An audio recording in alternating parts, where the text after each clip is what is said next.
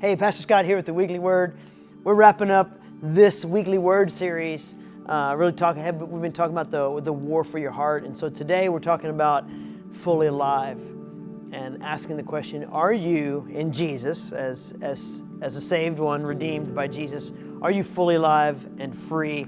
There's a passage in Isaiah 49 talking about what Jesus is going to do for us, and he says this: "I'll say to the prisoners, come out in freedom." So behind bars, come out in freedom. "And to those in darkness, come into the light." Those aren't difficult things to understand what he's talking about. It's like, black and white, literally.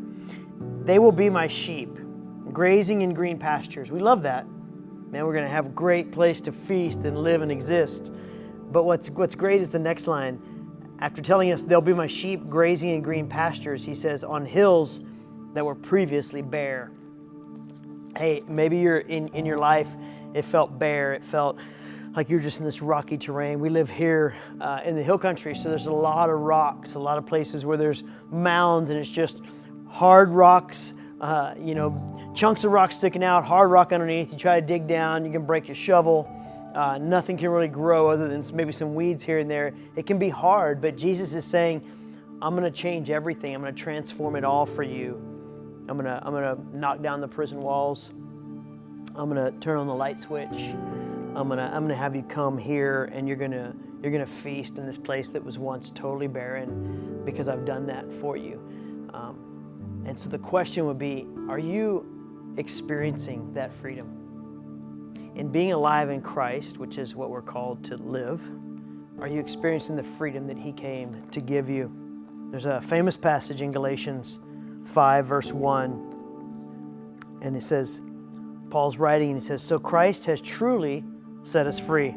Now make sure that you stay free and don't get tied up again in slavery to the law. Refuse to go back into the bondages of your past," whether it was religion or rules or a toe in the line or something stupid you were doing that was selfish or an addiction.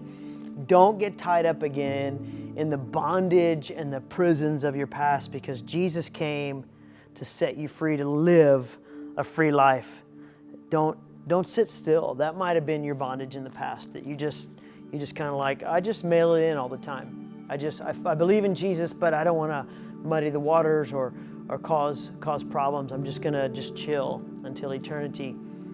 We've been called to live a new life in Christ, fully alive and free. So the first question is, are you fully alive? And the second question is, are you walking, living in freedom?